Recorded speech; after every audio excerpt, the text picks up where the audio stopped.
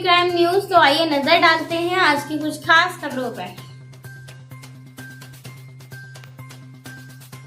ताजमहल उर्स के संबंध में अगली सुनवाई होगी। 2 अप्रैल 2024 हिंदू महासभा ने पुरातत्व विभाग कमिश्नर महोदय से प्राप्त आरटीआई केस फाइल में शामिल करी। अखिल भारतीय हिंदू महासभा ने माननीय न्यायालय ताजमहल के अंदर शाहजहां उर्स कमेटी के द्वारा 6 फरवरी, 7 फरवरी, 8 फरवरी को उर्स का आयोजन किया गया था, जिसको लेकर हिंदू महासभा ने सड़क से लेकर न्यायालय तक आंदोलन किया।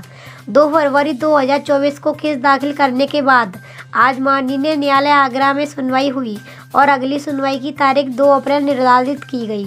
अखिल भारत हिंदू महासभा के राष्ट्रीय प्रवक्ता संजय जाट एवं मंडल अध्यक्ष महिला मोर्चा मीना दिवाकर ने संयुक्त रूप से कहा कि हम लोगों ने पुरातत्व विभाग आगरा व कमिश्नर महोदय आगरा को आरटीआई के जरिए जानकारी चाहिए थी कि उर्स संबंधी कार्यक्रम किसकी अनुमति से ताजमहल के अंदर होता है और शाहजहां उर्स कमेटी द्वारा इसके आयोजन को लेकर प्रेस विज्ञप्ति अपने लेटर पैड पर भिजवाई जाती हैं।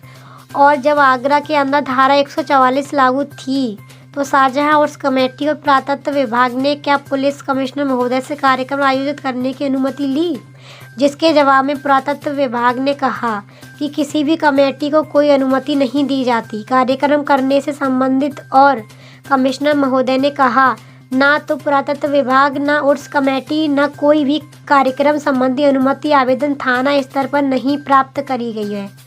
उसको लेकर आज हिंदू महासभा ने दोनों आरटीआई माननीय न्यायालय के समक्ष प्रस्तुत करे और बड़ी कार्यवाही की मांग करी। संगठन के वरिष्ठ अधिवक्ता अनिल तिवारी ने कहा कि ताजमहल के अंदर उर्स का आयोजन पूर्ण रूप से गलत है तथा विभाग एवं उर्स कमेटी द्वारा 144 धारा का घोर से घोर उल्लंघन किया गया है। निश्चित तौर पर विभाग एवं पुरातत्व कमेटी के खिलाफ 156/3 में कोर्ट के माध्यम से मुकदमा कायम कराया जाएगा। न्यायालय में संजय जाट, मीना दिवाकर, सौरभ शर्मा, ब्रजेश भदौरिया, अंकित चौहान, मनीष पंडित जी, विशाल कुमार मौजूद रहे। राष्ट्रीय प्रवक्ता अखिल भारत हिंदू महासभा। ये आपके संगठन द्वारा ताजमहल उर्स कमेटी के ऊपर जो केस किया गया है, इसके बारे में बताएं। देखिए, हमने एक बात दाखिल किया था माननीय न्यायालय में आगरा में, जिसकी सुनवाई लगातार पिछली बार 4 मार्च को थी। 6, 7, 8 को जो उर्स कार्यक्रम हुआ है उसके संबंध में हम लोग बात दाखिल करा। बात दाखिल में ये कहा गया कि ये साझा का जो उर्स की कमेटी के द्वारा आयोजित किया जाता है, इसमें हमने एक आरटीआई मांगी है, 3 आरटीआई, जो पुरातत्व विभाग ने कहा है कि ये जो कार्यक्रम होता है ये विभाग जो दिल्ली महानिदेशक की अनुमति के बाद उर्स कराया जाता है और इस उर्स में किसी भी कमेटी को कोई भी अनुमति नहीं दी जाती, ना किसी कमेटी का इंटरफेयर है। उसके बाद हमने एक आरटीआई दाखिल और करी कि जो सुप्रीम कोर्ट ने जब इस तेजो महल ताजमहल के अंदर रोक लगाई है, कोई भी धार्मिक कार्यक्रम नहीं होगा, तो फिर यहाँ पर यह उर्स का कार्यक्रम होता है तो ये महानिदेशक आपको अनुमति दे रहा है। हमने एक आरटीआई फिर डाली दिल्ली पुरातत्व विभाग को कि वो परमिशन हमें दिखाएं कि कौन सी परमिशन है जिसके तहत आप यहाँ पर उर्स का कार्यक्रम करवाते हो। 3 दिन जो ताजमहल को फ्री करके यहाँ लगातार राजस्व की हानि करवा रहे हैं, इसको लेकर। दूसरा नंबर, हमने एक 144 लागू कर दी पुलिस कमिश्नर साहब ने।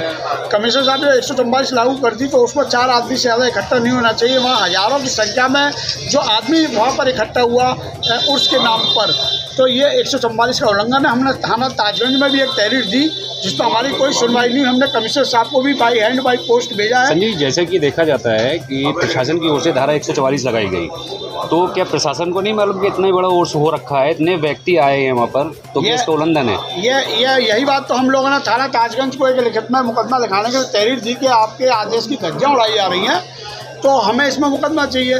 तो इसमें हिंदू महासभा जल्दी 156(3) में कोर्ट की शरण में जाएगा। होली बाद हमारे पेपर तैयार हो गए, 156(3) में इनके पुरातत्व विभाग और उर्स कमेटी के खिलाफ मुकदमा कायम कराया जाएगा।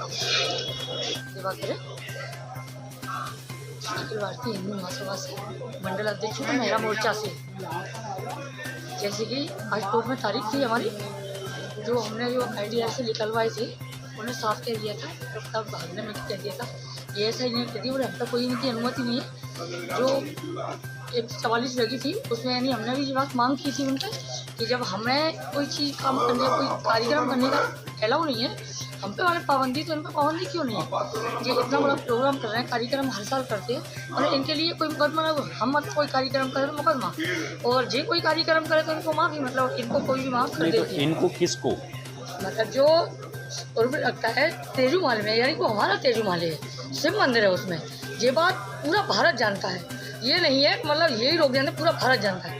हमारा कहने दिया, हमने फरवरी में केस अपील किया है। आज जज साहब थे छुट्टी पे, 2 तारीख दे दी है, 2 तारीख को सुनवाई होगी, जो निर्णय देंगे जज साहब वो मैं मानूँ। मैं अनिल कुमार तिवारी, एडवोकेट हूँ, दीवानी कचहरी आगरा में वकालत करता हूँ। अभी तक ये हिंदूवादी संगठन की ओर से ताजमहल उर्स कमेटी के ऊपर जो बात दायर किया गया है, इसके बारे में थोड़ा संक्षेप में बताएं। ये जो उर्स बनाया जाता है ताजमहल में, ये जो सूचनाएं प्राप्त हुई हैं सूचना अधिकार अधिनियम के तहत, उसमें ये क्लियर आ गया है कि उर्स जो है किसी कमेटी ने कोई अनुमति प्राप्त नहीं की, और ये जो उर्स बनाया जाता है वो पुरातत्व विभाग द्वारा मनाया जाता है।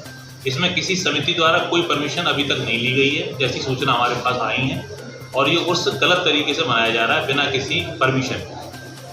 और जैसे कि अभी धारा 144 लगी हुई, तो क्या प्रशासन ने इतने हज़ारों की तादाद में लोगों को परमिशन कैसे दे दी?